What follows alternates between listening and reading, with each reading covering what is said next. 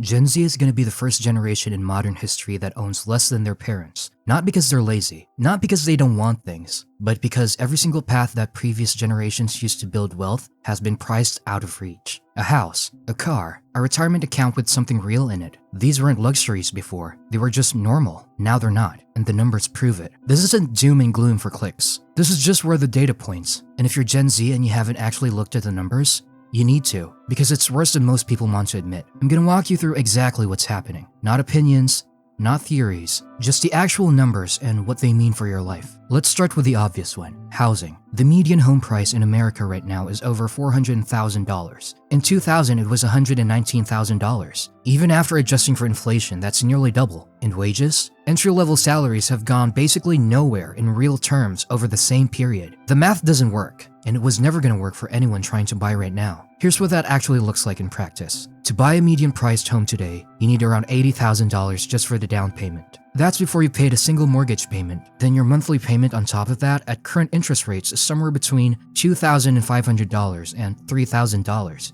before taxes, before insurance, before anything breaks. The standard rule is you shouldn't spend more than 30% of your income on housing. To afford a median home by that rule, you need to be making over $100,000 a year. The median income for Gen Z workers right now is $40,000 to $50,000. That's not a gap, that's a wall. And it gets worse. A lot of people think, okay, I'll just move somewhere cheaper. But the same thing has happened everywhere. Cities that used to be affordable 10 years ago aren't anymore. Austin, Nashville, Phoenix, Boise, all of them got hit by the same wave. Remote work spread the demand and the prices followed. There's no obvious escape hatch. And here's what makes it even worse. While Gen Z can't get in, investors and wealthy people who already own property are buying more of it. Between 2020 and 2023, institutional investors bought around 25% of single-family homes in some major markets. They're not buying to live in them. They're buying to rent them back to the people who can't afford to buy. Gen Z is literally paying someone else's mortgage while their own shot at owning disappears. The home ownership rate for people under 35 is at its lowest point since the 1980s. That's not a random blip, that's a trend, and it only points in one direction. Before Gen Z can even think about saving for a house, they're already carrying something their parents didn't have to deal with at the same scale: student debt. Total student loan debt in America is over $1.7 trillion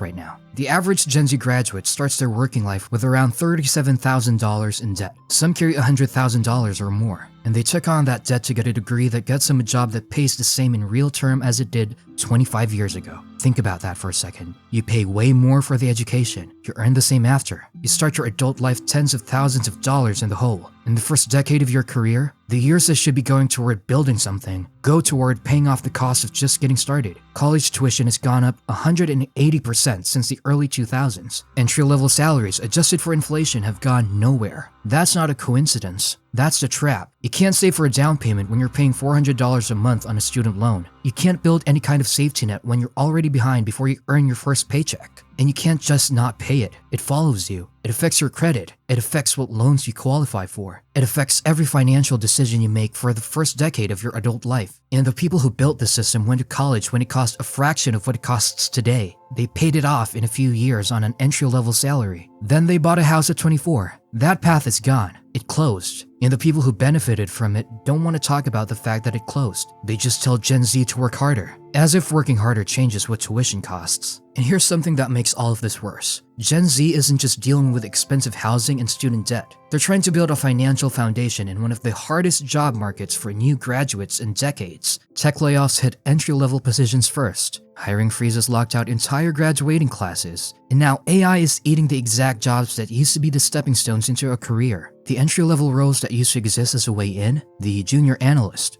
the assistant, the coordinator. Companies are replacing them or simply not refilling them when they're vacated. The ladder that previous generations climbed rung by rung is missing its bottom rungs. And economists have a name for what happens when you graduate into a weak job market. They call it a wage penalty. And it doesn't just hurt you for a year or two. Research from the National Bureau of Economic Research shows that graduating into a bad market creates earning losses that can last 10 to 15 years. That's not just a rough start. That's hundreds of thousands of dollars in lifetime earnings gone because of when you happen to graduate. You didn't choose the timing. You did everything right. You got the degree, built the resume, developed the skills, and you graduated right as the market decided it didn't need you yet. And the data says that gap between you and people who graduated just a few years earlier never fully closes in your lifetime. That's the thing about owning nothing. It's not always about what you spent. Sometimes it's about what you never got a chance to earn in the first place. Owning something doesn't just mean a house. It means having assets at all. And the car situation for Gen Z is its own kind of financial punishment. The average new car payment in America right now is $749 a month. For a used car, it's $539. Add $200 for insurance. Add gas. Add maintenance. You're easily spending over $1,000 a month on something that loses value every single day you own it. And in most American cities, this isn't optional. The roads were built for cars. Public transit either doesn't exist or is as unreliable you can't count on it. The US spends about $82 per person per year on public transportation. Germany spends $385. France spends $368. Because in America, public transit is seen as something for poor people, never gets the funding it needs, so it stays broken. And because it stays broken, you need a car. And because you need a car, you spend $12,000 a year on something that's worth less every year just to participate in basic society. Here's the real problem with that. That $12,000 a year isn't building anything. It's not gaining value. It's not going to be worth more in 10 years. It's just gone every single year. For as long as you need to get around, that's money that could be invested, that could be compounding, that could be building something. Instead, it's just disappearing into a car that's depreciating in your driveway. Meanwhile, the top 10% of Americans own 93% of all stock market wealth. The people who own assets that go up in value and the people who spend everything they earn on things that go down in value are not getting closer together.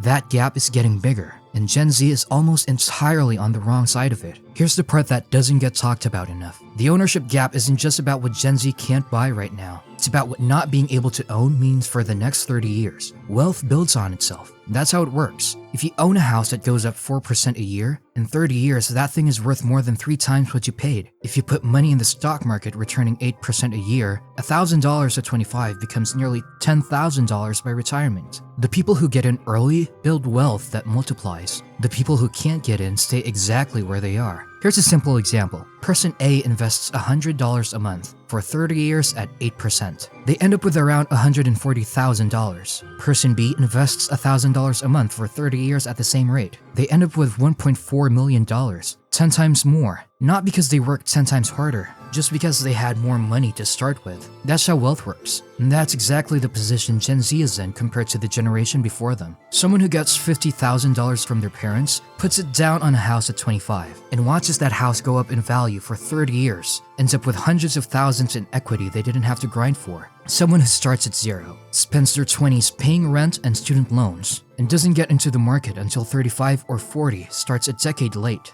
That decade doesn't just mean less money, it means way less money because of how this whole thing compounds. The Federal Reserve's own data shows this clearly. The top 10% of Americans own the vast majority of financial assets. The bottom 50% own almost nothing. The way wealth moves from one generation to the next, through houses and investments and inheritance, is getting more and more concentrated at the top. Gen Z isn't just dealing with a tough market. They're watching wealth move away from them in real time. And the worst part is you don't feel it while it's happening. You just feel the rent payment, the loan payment, the car payment, and every month you make those payments instead of building something, the gap gets wider and you don't even see it growing. There's one more thing keeping Gen Z from owning anything, and most people don't even frame it this way: healthcare. The average health insurance premium for a single person through an employer is now $8,435 a year. That's just a premium. The average deductible before insurance actually pays for anything is around $1,700. So you're paying over $8,000 a year and still paying the first $1,700 of any medical bill out of your own pocket. Medical debt is behind 66% of all bankruptcies in America. 530,000 families a year in the richest country in the world. Let that sink in. So what does this have to do with owning things? Everything. Because in America, your health insurance is tied to your job. You don't just need to work for the money. You need to work to stay covered. And that ties you down in a way most people don't fully realize until they actually try to leave. You can't quit a bad job to start something of your own. You can't take a real risk on something that might actually build wealth. You can't take 6 months to figure out a better path. Because leaving your job means paying $500 to $800 a month just for basic coverage, or going without and hoping nothing goes wrong. And for a lot of people, going without isn't even an option. One unexpected diagnosis, one accident, one thing that goes wrong at the wrong time, and you're looking at a medical bill that wipes out everything you saved. That's not a hypothetical. That's happening to 530,000 families every single year, and it will keep happening as long as your ability to get affordable healthcare depends entirely on whether you show up to work tomorrow. That keeps Gen Z exactly where the system needs them, at their desk,